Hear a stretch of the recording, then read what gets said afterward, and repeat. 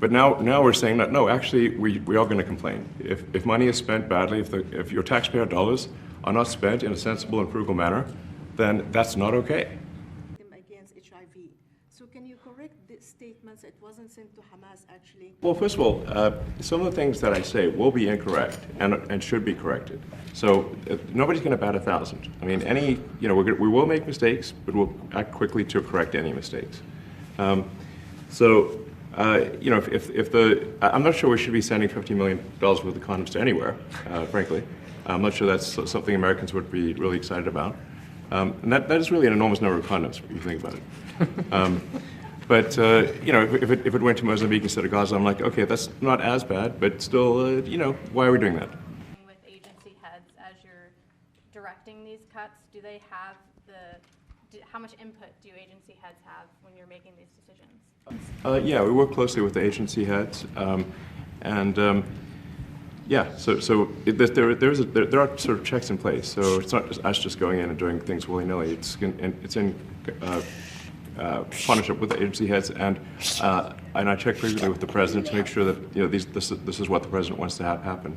So we talk almost every day, and I double check things to make sure, is this something, Mr. President, you want us to do this? Then we'll do it. Do you see it as a worthy cause, USAID?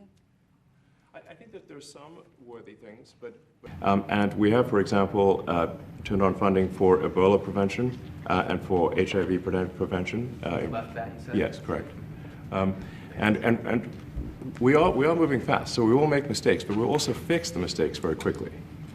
So, do you see it as a worthy cause, USAID? I think that there's some worthy things, but overall, if you say what was the bang for the buck, I would say it was not very good. And there was far too much of what USAID was doing was influencing elections in ways that I think were dubious and do not stand the light of day. Do you see it as a worthy cause, USAID?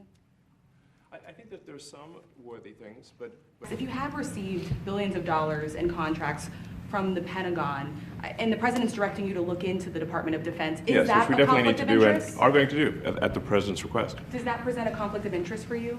No, because you'd have to look at the individual contract and say, first of all, I'm not the one, filing the contract. It's people at SpaceX or someone who will be putting for the contract. And I'd like to say, if you see any contract where where it was awarded to SpaceX and it wasn't by far the best value for money for the taxpayer, let me know, because every one of them was. So that when a payment goes out, it has to have a payment categorization code. It's like what type. Can you personally guarantee that the workers who opt in to resign now will be paid through Well, September? they'll get their money, but they're getting a good deal. They're getting a big buyout. And what we're trying to do is reduce government. We have too many people. We have office space. It's occupied by 4%. Nobody's showing up to work because they were told not to. And then Biden gave them a 5-year pass, some of them, 48,000 of them, gave them a 5-year pass, that for 5 years you don't have to show up to work. Allowed to do the right thing, namely make sure everything's honest, legitimate, and competent. But we're looking at just... Back tonight. Mark Fogel will be at the White House tonight at about 10 o'clock. If you want to come over, you can say hello to him. Did the U.S. give anything in return? Not much. No, they were very nice. We were treated very nicely by Russia, actually. I hope that's the beginning of a relationship where we can end that war and millions of people can stop being killed. They've lost millions of people. They lost, in terms of soldiers, probably 1.5 million soldiers in a short period of time. Your detractors, Mr. Musk. I have to what? Including a lot of Democrats. I have detractors? You do, sir. I don't believe it. Say that you're orchestrating a hostile takeover of government and doing it in a non-transparent way. What's your response to that criticism? Well, first of all, you couldn't ask for a stronger mandate from the public. The public voted, we have a majority of the public voting for President Trump. We won the House, we won the Senate. The people voted for major government reform. There should be no doubt about that. That was on the campaign. The president spoke about that at every rally. The people voted for major government reform, and that's what people are going to get. They're going to get what they voted for.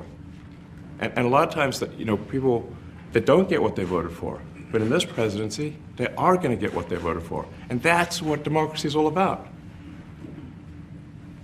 Mr. Musk, the White House says that you will identify and excuse yourself from any conflicts of interest that you may have. Does that mean that you are in effect policing yourself? What are the checks and balances that are in place to ensure that there is accountability and transparency? Well, we actually are trying to be as transparent as possible. In fact, we post our actions to the Doge handle on X and to the Doge website.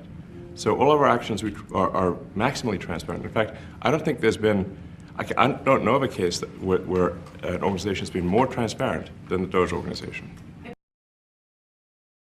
But if there is a conflict of interest when it comes to you yourself, for instance, you've received billions of dollars in federal contracts, when it comes to the Pentagon, for instance, which the president I know has directed you to look into. Yeah. Are you policing yourself in that? Is there any sort of accountability check and balance in place that would provide any transparency for the American people? Well, all of our actions are fully public.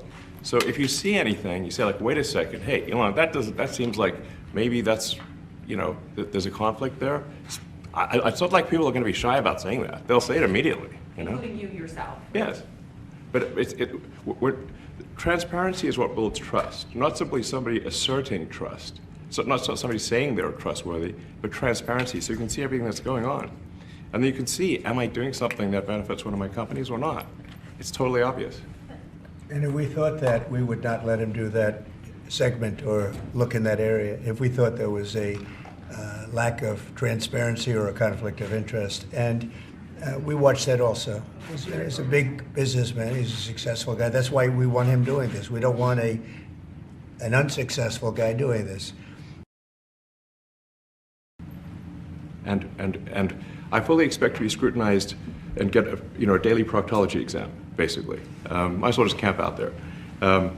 So it's not like I think I can get away with something. I'll be scrutinized nonstop. And the public gets it. The public gets it. You've seen the polls.